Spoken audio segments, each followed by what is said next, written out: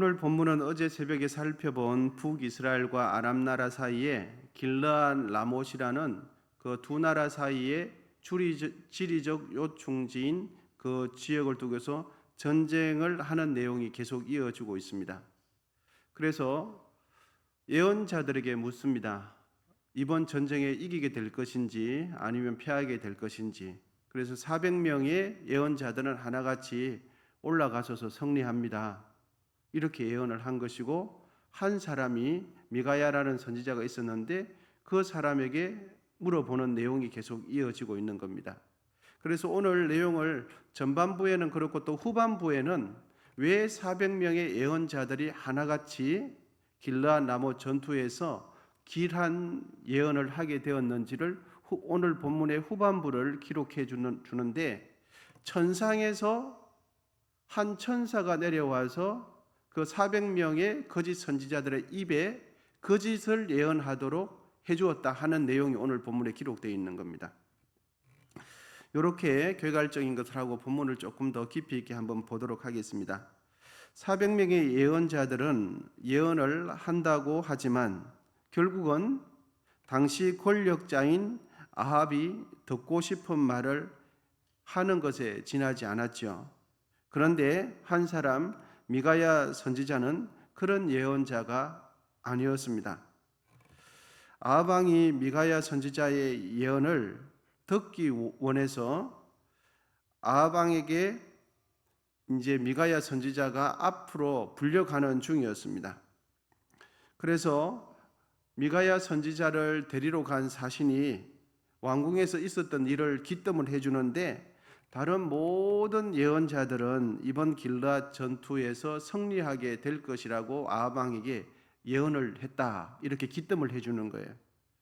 그러니까 당신도 적당하게 예언을 해서 아합 왕이 듣고 싶은 말을 적당히 둘러대라. 그러면 당신의 목숨이 달아나지 않게 될 것이다. 이렇게 적당하게 예언하라고 다른 사람들의 400명의 예언자들이 어떻게 예언했는지 알려주는 것입니다. 여러분, 본문 13절을 우리 다시 한번 천천히 한번 읽어보겠습니다. 본문 13절입니다. 시작. 미가야를 부르러 간 사신이 일러 이르되 선지자들의 말이 하나같이 왕에게 길하게 하니 청하건대 당신의 말도 그들 중 한 사람의 말처럼 길하게 하소서. 그렇게 미가야를 데리러 간 사신이 그렇게 기뜸을 해준 겁니다. 하지만 미가야는 어떤 선지자입니까, 여러분? 하나님께서 자기 입에 넣어준 하나님으로부터 들은 메시지를 전하는 선지자가 미가야 선지자죠. 그런데 나머지 400명의 선지자는 어떻게 했습니까?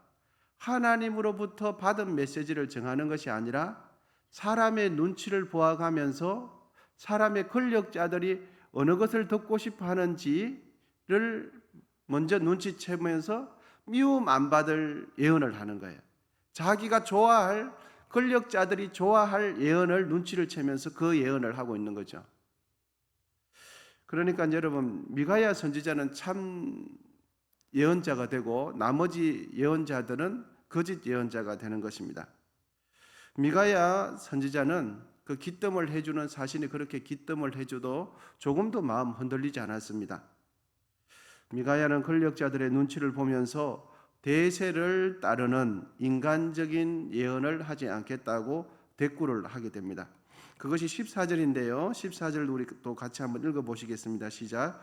미가야가 이르되 여호와께서 살아계심을 두고 맹세하노니 여호와께서 내게 말씀하시는 것 곧 그것을 내가 말하리라 하고. 아멘.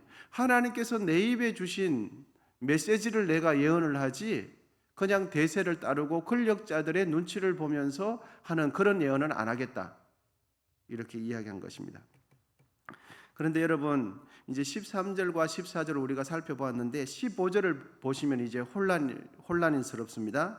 15절을 보시면 마치 미가야 선지자도 다른 400명의 예언, 거짓 예언자들처럼 아합 왕의 눈치를 보는 듯한 예언을 하는 것처럼 보여지기 시작합니다. 우리 또 15절인데 한번 읽어보시겠습니다. 시작. 이에 왕에게 이르니 왕이 그에게 이르되 미가야야 우리가 길르앗 라못으로 싸우려 가랴 또는 말랴. 그가 왕께 이르되 올라가서 승리를 얻으소서. 여호와께서 그 성읍을 왕의 손에 넘기시리라. 미가야도 어떻게 대답합니까, 여러분? 400명의 예언자들처럼 똑같이 올라가시라고, 승리 얻게 될 것입니다. 이렇게 이야기하는 것입니다.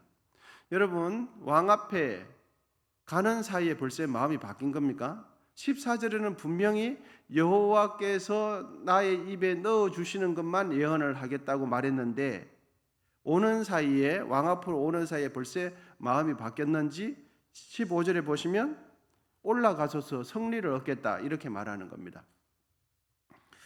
여러분, 어떻게 이 내용을 이해해야 할까요?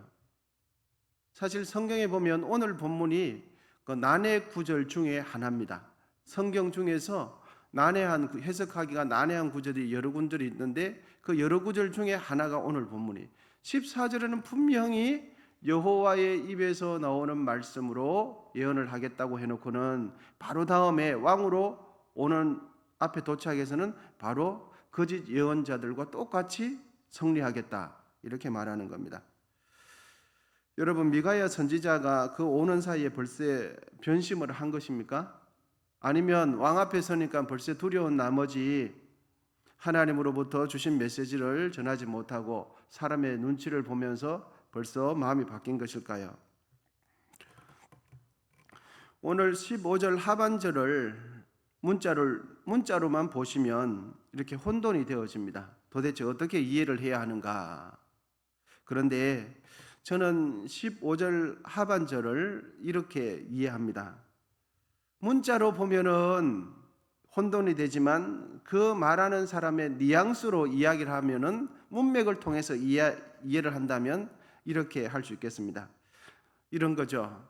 정말 잘해서 잘합니다 하고 비꼬아서 부정적인 의미로서 잘합니다. 여러분, 의미가 같습니까? 다르죠. 그런데 문자는 똑같습니다. 잘합니다, 잘합니다 똑같은데 실제적으로 담고 있는 내용은 진짜 잘해서 잘하는 것과 비꼬아서 잘하는 것, 잘못하니까 잘하는 식으로 표현하는 거랑 다른 이야기죠. 즉 15절에서 미가야 선지자가 이번 전쟁에서 승리를 얻게 된다는 것은 아합 왕에게 비꼬듯이 말한 거예요. 왜냐하면 이번 전쟁에서 승리를 하게 된다는 미가야가 이렇게 예언했을 때 아합 왕이 금방 비꼬는 듯한 미가야의 예언이 진정성이 없다는 것을 아합 왕이 바로 눈치를 채거든요.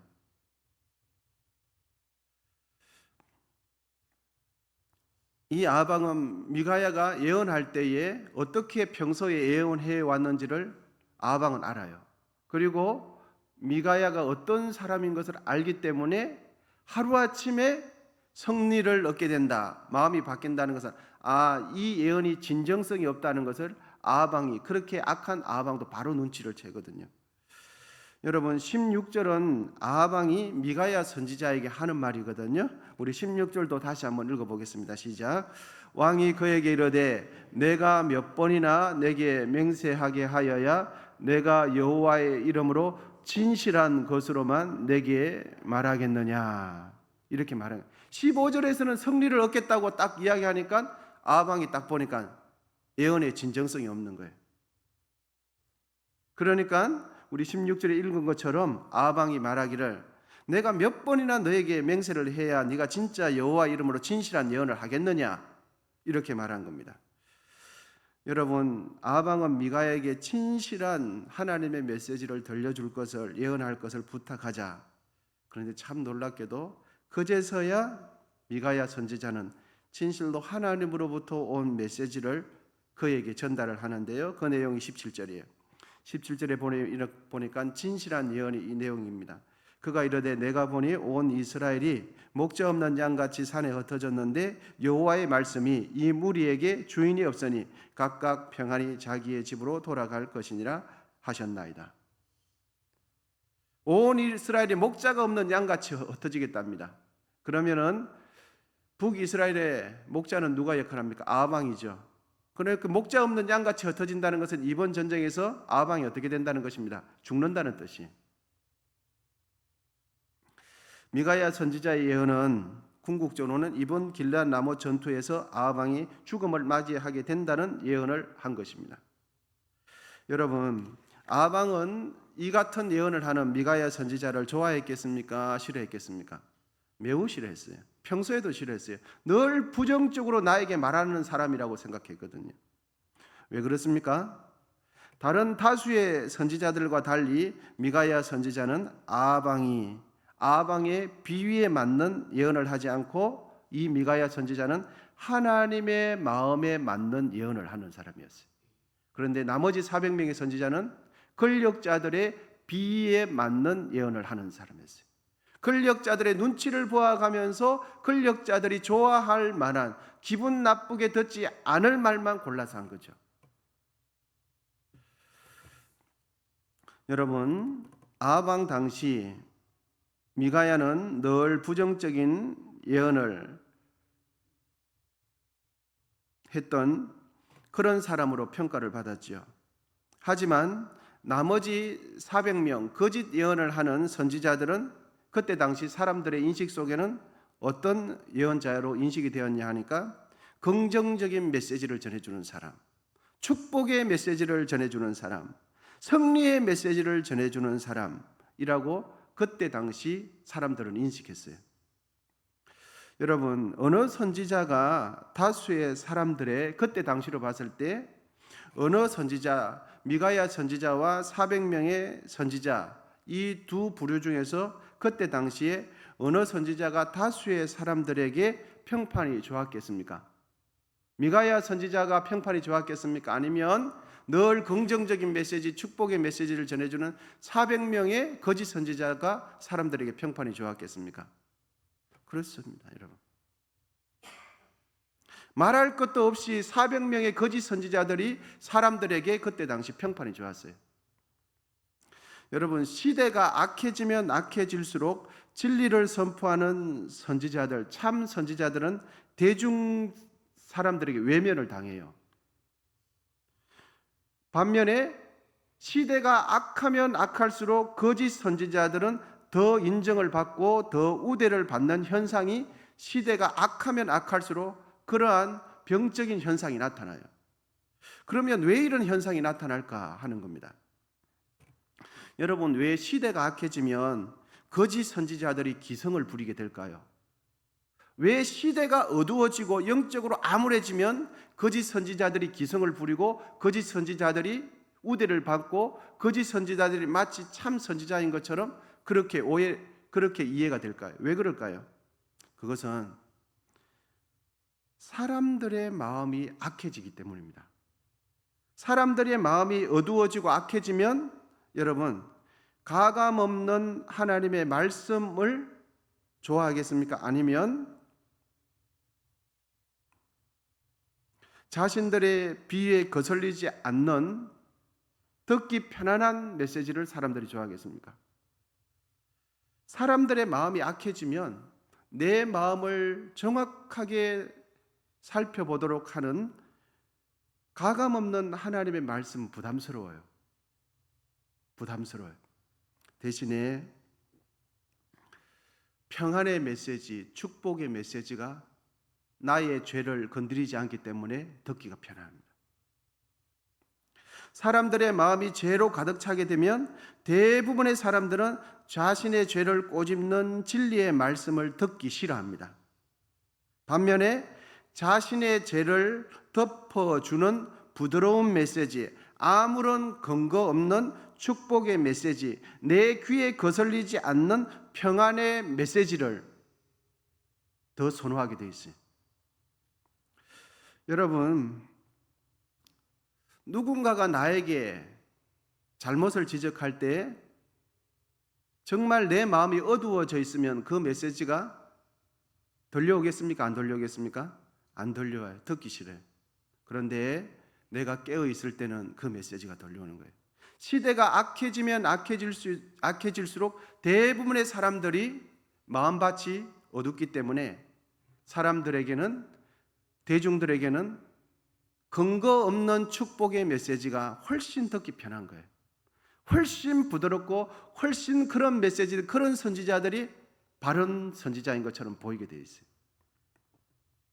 여러분, 본문의 아방은 하나님의 입에서 나오는 미가야 선지자의 예언을 싫어했고 400명의 거짓 예언자들을 이 아방이 좋아했던 이유는 아방의 마음이 어떻습니까? 아방의 마음이 죄로 가득 차 있어서 그렇습니다. 여러분, 죄를 짓는 사람은, 타락한 사람은, 영적으로 어두운 사람은 자기가 편안한 사람을 찾게 돼 있어요. 사람은 누구나가. 그래서 내가 죄를 지면 죄 있는 사람이 편안해요. 내가 기도하고 하나님 앞에 깨어 있으면 깨어 있는 사람이 편안한 거예요.